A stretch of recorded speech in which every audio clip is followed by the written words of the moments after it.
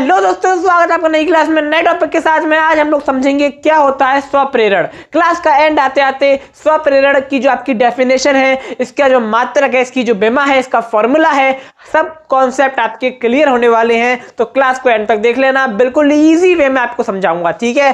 तो देखो क्या होता है स्वप्रेरण या फिर स्वप्रेरण गुणांक। समझो इस चीज को। हम क्या करें इसको समझने के लिए एक परिपथ ले लें। क्या ले लें? एक परिपथ ले लें। ये हमने क्या लिया? एक परिपथ लिया। परिपथ कैसे बनता है?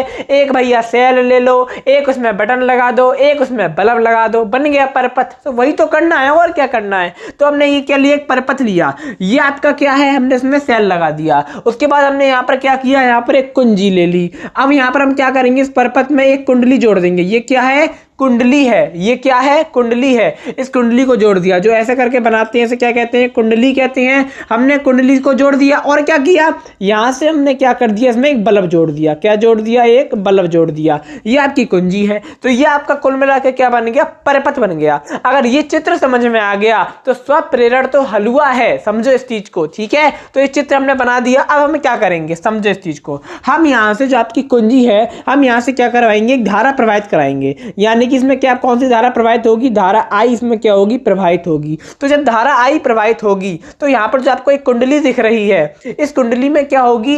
एक अपने आप प्रेरित धारा उत्पन्न हो जाएगी, क्योंकि इसका कुंडली का जो चुंबकीय फ्लक्स है, चुंबकीय फ्लक्स कैसा? इसके आसपास का जो चुंबकीय फ्लक्स है, इसमें क्या होगा? एक परिवर्तन होगा। तो इसमें एक प्रेरित धारा उत्पन्न हो जाएगी। और ये जो प्रेरित धारा उत्पन्न हो रही है, यही आपका क्या है? स्वप्रेरण है। समझो, अभी समझाऊंगा, डेफिनेशन समझाऊंगा। देखो, जब किसी कुंडली में धारा के मान में परिवर्तन होता है, जैसे कि मान लो बिल्कुल परिपथ शांत पड़ा है आपका, बिल्कुल सन्नाटे में पड़ा है, कोई दिक्कत की बात नहीं है। अब हम क्या करें? जैसे ही इसमें धारा प्रवाहित करवाएं तो जो आपकी कुंडली है, इसमें क्या होगा? परिवर्तन होगा। जब किसी कुंडली में धारा के मान में परिवर्तन होगा तो क्या होगा? कुंडली में चुंबकीय फ्लक्सों की संख्या में परिवर्तन होगा। मैंने क्या बोला? कुंडली के आसपास क्या है? ये चुंबकीय फ्लक्स है। ये क्या है? आपका चुंबकीय फ्लक्स है। जैसे ही कुंडली में परिवर्तन हुआ, जैसे ही कुंडली में परिवर्तन क्यों हुआ?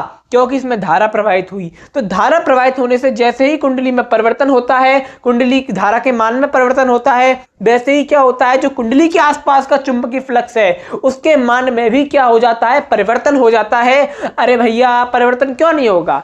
अरे आंधी आएगी तो अगर आपके घर पे आएगी तो आपके सामने वाले जो घर है उस पर भी आंधी आएगी। सीधी सी बात है। अगर हवा चलेगी तो उसके जो अगर धारा प्रवाहित होगी तो कुंडली में तो परिवर्तन करेगी, लेकिन जो कुंडली के आसपास चुंबकीय फ्लक्स है उसके मान में भी परिवर्तन करेगी, ठीक है। चुंबकीय फ्लक्स की संख्या में परिवर्तन होता है, जिसके कारण अब ये परिवर्तन जैसे ही होगा, अरे जब घर में आंधी आएगी तो घरों के गेटों को बंद करोगे, खिड़कियों को बंद करोगे, दरवाजों को बंद करोगे, कुछ प्रतिक्रिया करोगे नहीं करोगे या शांत बैठे रहोगे? नहीं बैठ सकते ना, करोगे। तो ठीक उसी प्रकार से जब इसमें धारा प्रवाहित हो रही है, धड़ाधड़ कुंडली के मान में, चुंबकीय फ्लक्स के मान में परिवर्तन हो रहे हैं, तो इसमें क्या होगा? कुछ होगा। क्या होगा? इसमें एक प्रेरित धारा उत्पन्न हो जाएगी। क्या उत्पन्न हो जाएगी? एक प्रेरित धारा उत्पन्न हो जाएगी। और इस परिघटना को हम क्या कह देंगे? स्वप्रेरण कह देंगे। आप कह सकते हो जब भी कुंडली के में परिवर्तन होता है, धारा प्रवाहित की जाती है, तो उसके चुंबकीय फ्लक्स में परिवर्तन होता है, तो वहां पर एक प्रेरित धारा उत्पन्न हो जाती है। और ये जो परिघटना होती है स्वप्रेरण कहलाती है। क्या कहलाती है? स्वप्रेरण कहलाती है। और फिर क्या होता है? यहाँ पर जो आपका बल्ब है ये जलने लगता है, ठीक है ना, सीधी सी बात है। वैज्ञानिकों ने प्रयोग किए। क्या प्रयोग किए? अरे भैया, आपके घर में जो बटन है, एक बल्ब है, एक बटन है, आपने बटन दबाया, बल्ब चालू, आपने बटन दबाया, बल्ब बंद। ऐसा होता है या नहीं होता है? होता है, सब जानते हैं। वैज्ञानिकों ने तरह तरह के बल्ब लगाए और इस एक चीज को समझा। किस चीज को समझा? कि जब हम बटन दबाते हैं तो बल्ब जल जाता है, लेकिन जब बटन दबाते हैं तो बल्ब कुछ देर के बाद, मतलब 1-2 सेकंड लेकर बंद होता है, धीरे धीरे बंद होता है, धीरे धीरे डिम होता जाता है। ऐसा आपने देखा होगा। तो ऐसा क्यों हो रहा है? क्योंकि ऐसा इसलिए हो रहा है क्योंकि धारा तो बंद हो गई, लेकिन कहीं ना कहीं वहां पर चुंबकीय फ्लक्स है, वहां पर कुंडली है, तो वहां पर चुंबकीय फ्लक्स है, उसके मान में परिवर्तन हो रहा है, तो वहां पर एक प्रेरित धारा उत्पन्न हो रही है। समझो इस चीज को, ठीक है ना। मैं इतना डीप में नहीं जाना चाह रहा, जितना आपको उतना ही बताना चाह रहा हूं जितना आपके पेपर के लिए इंपॉर्टेंट है। तो उम्मीद करता हूं और ऐसी आशा रखता हूं कि आपके समझ में आ गया होगा। अब समझो कि इसका फॉर्मूला क्या है। देखो, फाई क्या है, तो ये आपका जो आपका फ्लक्स है, चुंबकीय फ्लक्स, इसमें जो परिवर्तन हो रहा है वो आपका क्या है, फाई है। तो फाई समानुपाती होता है आई, यानी कि फाई समानुपाती होता है धारा के। अरे आई माने धारा, फाई माने फ्लक्स, ठीक है। उसके बाद आपका फाई, अब ये समानुपाती हम पूरी फिजिक्स में ये पढ़ते हुए आ रहे हैं, जब भी समानुपाती हटाते हैं नियंत्रक लगाते हैं। तो यहाँ पर जो आपका एल है वो क्या है, स्वप्रेरण नियंत्रक है। तो यहाँ पर क्या हो जाएगा, phi is equal to L I हो जाएगा।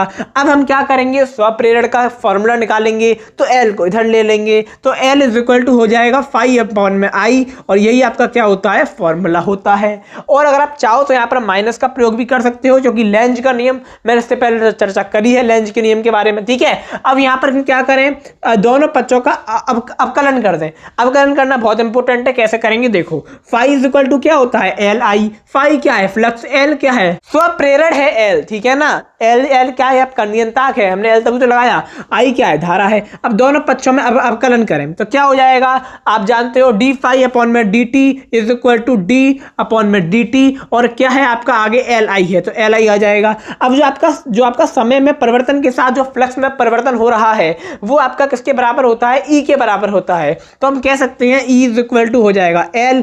अब यहां पर हम क्या करेंगे, एल का समाकलन कर नहीं सकते, एल को इधर कर देंगे, समाकलन करेंगे डी आई अपॉन में डी टी, और ये आपका क्या हो जाएगा, फॉर्मूला तैयार हो जाएगा। इसका मात्रक क्या होगा, तो इसका मात्रक होता है हेनरी, विमा क्या होगी, M L two T minus two A minus two, ठीक है ना, मिटल गया है, ए माइनस टू, ये क्या है, इसकी विमा है, इसका मात्रक, इसकी विमा, इसका फॉर्मूला और इसकी डेफिनेशन चित्र के साथ में पेपर में आती है, पता होनी चाहिए। आशा करता हूं कि आपको समझ में आ गया होगा। अब मैं आपको मिलूंगा एक और नई क्लास में, उससे पहले स्क्रीनशॉट ले लो, ठीक है।